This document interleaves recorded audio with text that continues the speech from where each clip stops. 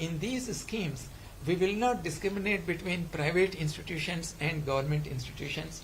And typically, the more elite institutions such as IITs keep getting funding, but in NRF, we will ensure that universities and colleges where there is a huge talent pool, they will also get the funds so that they can participate in these research innovations and then take our country forward. So I would like to stop here, and you can please ask any questions. Maybe Professor Kamakoti would like to add something. Yeah, so I am very happy that Jagadesh has come back. He's our alumnus, and national education policy had paved way for several very interesting things. Many of that IIT Madras has benefited, especially the multiple exit, multiple entry criteria that we have. We have the BS Data Science, we have the BS Electronic System, and many of the things that we envisage as what is needed for the country as we grow towards a knowledge superpower. I think we are on track in many things, and I thought this conference we are very happy to host because multiple universities are coming here, and we will share all the good practices and take all the best. Before you ask questions, I would like to make one announcement which we approved in the commission, and this is the first time I am telling you the media. Typically when we say a degree program, it is 3 years degree program, or it could be a 4 years degree program. But if there are talented students who want to earn the required credits and finish in 3.5 years a 4-year program, why can't we permit? And similarly, if there is a student who finds difficult to do the courses and perform well, but they want to do in a slow-paced manner, a 3-year degree they want to expand to 4 years, why can't we permit both accelerated degree and a slow-paced degree should be possible to help our students? And Professor Kamakoti was the chairman of that committee, and this committee provided the recommendations, and yesterday we approved these recommendations in our commission. So in the coming years, students who are capable can complete a 4-year degree in a shorter duration, but students who require more time and they want to have a slow-paced degree, they can pursue a slow-paced degree also. So this is the first time we are informing the media in Tamil Nadu. So how quickly they can finish the degree? For a degree, they can finish it 2 years or 3 years? You see, it also depends on the capability of the student. If the student is trying to do too many credits in a very compressed way and try to complete in 2 years, it may become too stressful also. So therefore, we anticipate that they can gain at least 6 months to a maximum of 1 year, but don't press too much and try to complete in a shorter duration. So for the slow-paced students, how much time will you give? The slow-paced students, if it is a 3-year program, they can complete in 4 years. But we also have multi-entry, multi-exit.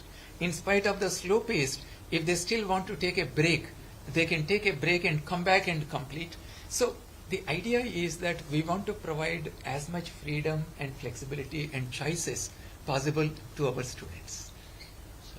Just to add to that, if we have the trimester systems, right? So people do not want to take a break in summer and winter, so they can put 3 semesters in lieu of 2 semesters. So a 8-semester program can finish off in say 3.5 years, or right? So that's the way we plug in. So what are the challenges UGC facing to implement the union?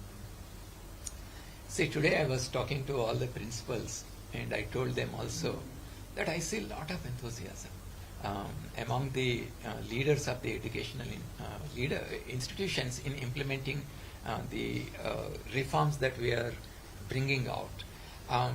One of the challenges that we find is that the teachers also have to be tuned to these changes, because many of us as teachers, we came from a different system where working as part of teams or training our students to become critical thinkers was not so common.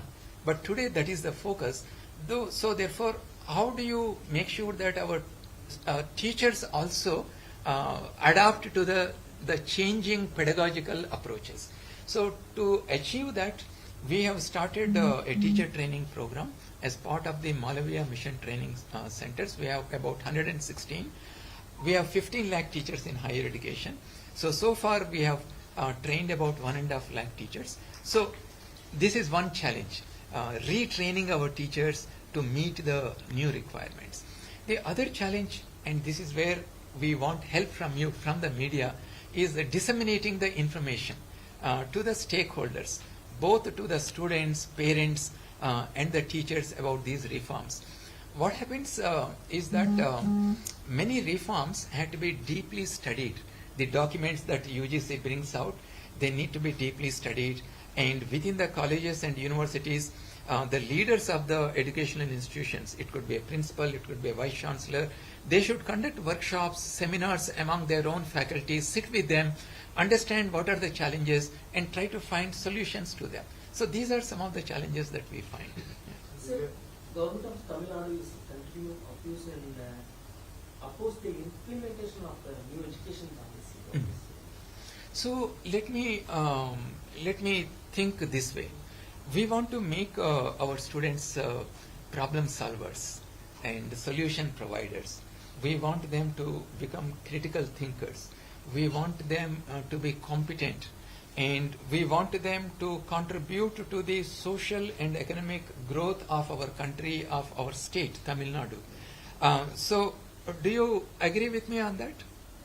And the national education policy aims to achieve the goals that I have mentioned just now. Government of Tamil Nadu is saying state education policy is rather than equal of education policy. Right. As long as the goals that I have mentioned just now, if that is our target to achieve, called by any name, we should all work together to achieve that. Sir, is So there, it will is there be any, the 3-year program or 4-year program, all universities in Tamil Nadu. Yes, because 4-year program provides a lot of advantages to the students.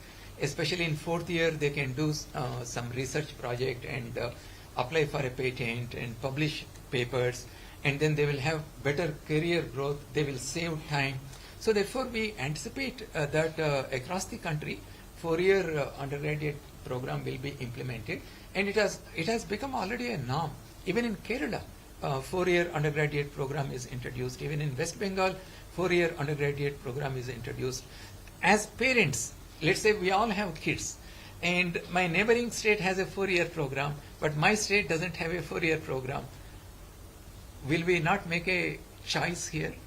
Will we not send our kids to places where there are better opportunities? So therefore, keeping that in mind, I think it will be prudent to introduce 4-year undergraduate program for the benefit of our own students in Tamil Nadu. sir, is there University any, compulsory follow the 4-year program. University compulsory follow the 4-year program.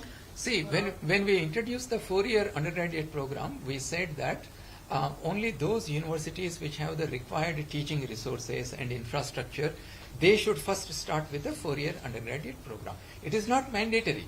It's only an option given to the universities and colleges, even to the student.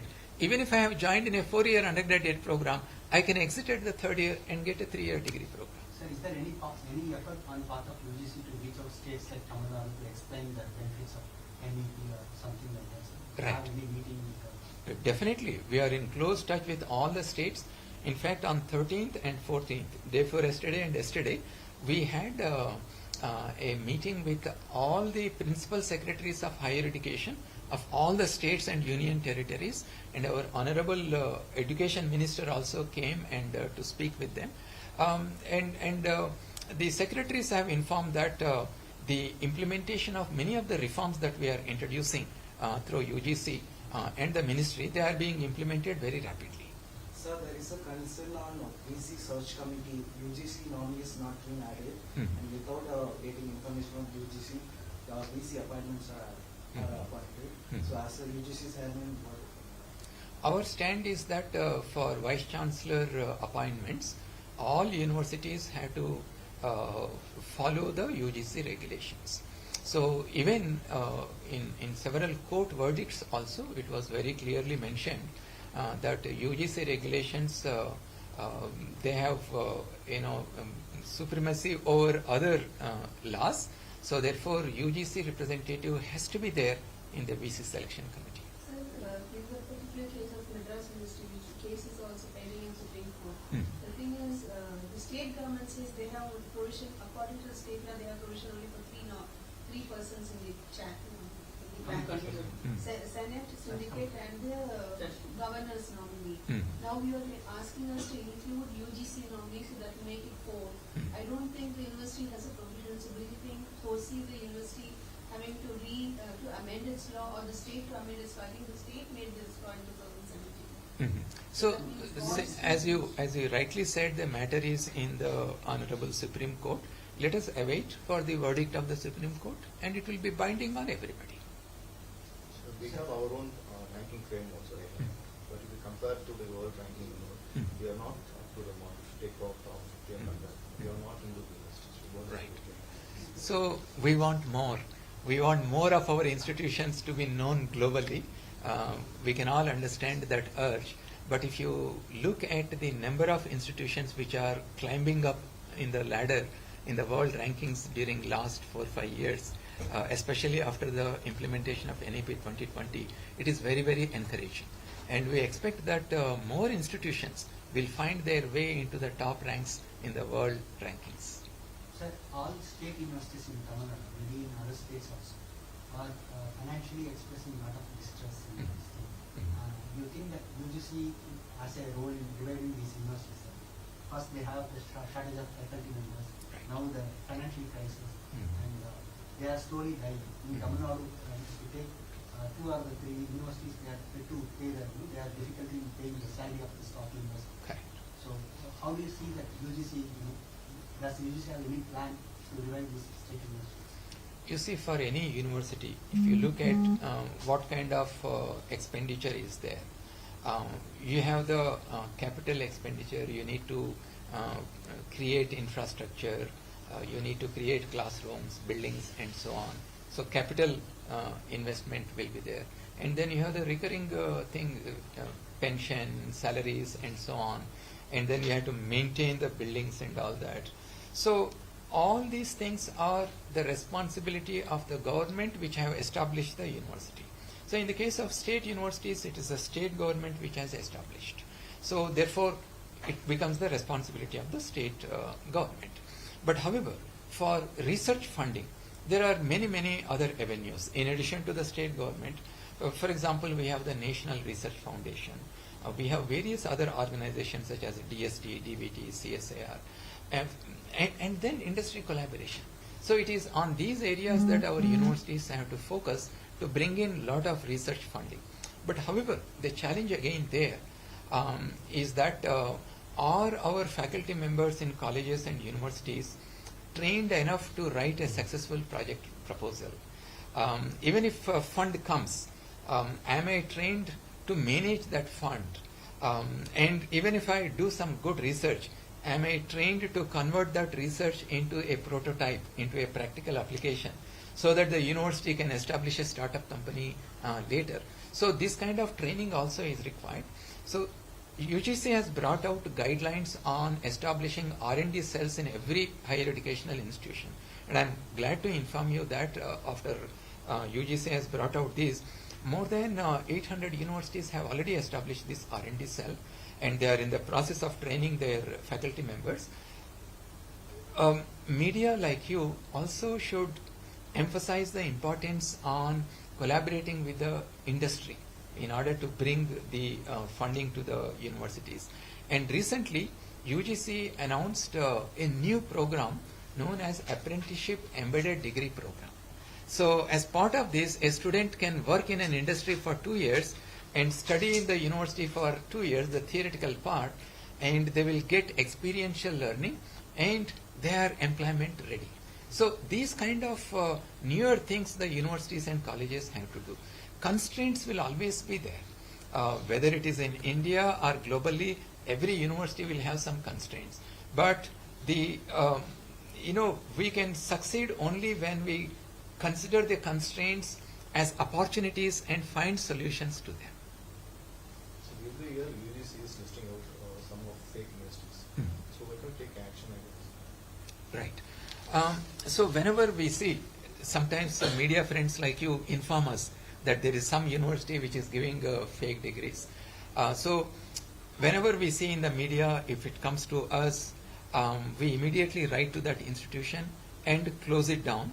But we maintain a list of such fake institutions. And in other cases, we write to the state governments so that they can take appropriate legal action. Because UGC is not like an enforcement directorate or somebody. We can't go and we are not law enforcing agency. So we write to the state governments to take action. And from time to time, we issue notifications to alert the students to be aware of these fake institutions. Another big challenge that we see is the quality of the PhD degrees that come from some universities. And recently we have started investigating about 20 universities. We called all the data related to the PhD admissions, right from admission to the award. What are the processes they are using? And if we find deficiencies in issuing PhD degrees, we will debar those universities from offering the PhD program. And we have already sent show cause notices to some universities to explain why action should not be taken. Maintaining quality in PhD programs also is important, because ultimately it is our PhD students who get into academics, who get into research institutions and industry and contribute, and that is where we should maintain standards. Is any university from Tamil Nadu? When we take the action, you will come to know. We will make it public. So again, I come back to Madras University, sir, because Madras University, Calcutta University, and Bombay University were established before independence. Correct. So anything that happens there must be done only through a parliamentary proceedings, what I understand. So in the case of Madras University, when you were mentioned, the state has to own responsibility when it comes to fund. Yes. So in our case, we have a huge problem with Madras University. You must have heard about it. Had very bad financial crisis last year. Correct. What happens now, because it's totally imbroglio, like for almost 1.5 years we have had no VC. And the members themselves are saying you need a VC to run the university. You can't run it with higher education secretary or IAS officers. You One agree? of them is actually an IIT Madras professor. You agree with that? I agree with that. I also am agree only with a you. student. I'm only a student and I'm only a... I also agree with you. See, universities cannot run without its leaders being appointed. You need vice chancellors without much delay. They need to be appointed. But however, I also would like to come back to the fund crunch, right? Institutions also have to look at ways of raising their own internal resources. Number one, our universities such as Madras University has huge intellectual resources. Why can't we conduct some programs, for example, executive training programs, industry appropriate training program? See, today in a lot of industries, they want their people to get upskilled, reskilled, and we have intellectual resources in our universities. Why not we conduct these programs and charge them, and they are willing to pay for the kind of training that you provide. So there are different ways in which we can raise the internal resources and ultimately become financially independent, right? But without raising the tuition fees for the students. Don't raise the tuition fees for the students. Make it as accessible as possible. The nominal tuition fees that you are charging, that may continue to be there, but there are various ways in which you can raise revenues for the universities. Okay. The problem, as you say, is probably the intellectual group that is running the university is probably not aware of this. So where do we go from here to make them aware of this? Because you gave two ideas. Right. Those are very good ideas. Correct. You said one, industry appropriate training programs can be given. So you mean the industry will come and do the program, but the professor will Attract a lot of international students. You can have differential tuition fee for them. That's another possibility. And to help the educational institutions in these areas, recently we brought out guidelines on institutional development plan. So internal resource generation also is part of the institutional development plan. And we are asking all the universities, you please prepare for next 5 years, 10 years, where would you like to see yourself as a great university, and what is your plan? So this planning has to be done. And that is why more awareness has to be created. So we are also conducting workshops with leaders of the educational institutions. On December 13th, for example, we are conducting a one-day workshop on women leadership in academics. We are planning to invite about 800 to 1,000 women leaders in higher education system who are at the level of HODs, principals, deans, registrars. We want to invite them and discuss with them, brainstorm and motivate them, inspire them to take up leadership positions in higher educational institutions. So there are multiple things that we need to do in order to improve our higher educational system. So when you're talking about VC's appointment, we also consider the appointment of lecturers and professors. So most of the universities and government colleges not appointing the professors. It's not transparent. So You see, we want our universities to excel in research. Just now you said they are not, more of them should come in the world rankings. We want our students to have education which is learning outcomes based. Now imagine you are a contractual teacher. You are worried about your own survival. Will you be able to focus on other activities, research and better pedagogical approaches? Therefore, obviously, if you do not recruit regular faculty members, the teaching learning processes will get affected. The research progress of the university will be affected. Therefore, we are writing, UGC is writing to all the state governments frequently that the faculty vacancies need to be filled up as quickly as possible. So we will keep persuading the state governments to fill up the faculty vacancies. it's not transparent. That's the problem. Appointment of the faculty members is not transparent. See, we believe that state governments are also very responsible and they are very, very aware of these problems, and I'm sure they will look into it and then fill up these positions. Okay. What is your name? Sujata. Yes, Sujata, you are there. And you are also. If any one of you want to be in UGC contact list, please give me your contact details. We will keep sending you the UGC updates. Okay? And thank you for writing some nice stories in Hindu. And it came in all editions. Your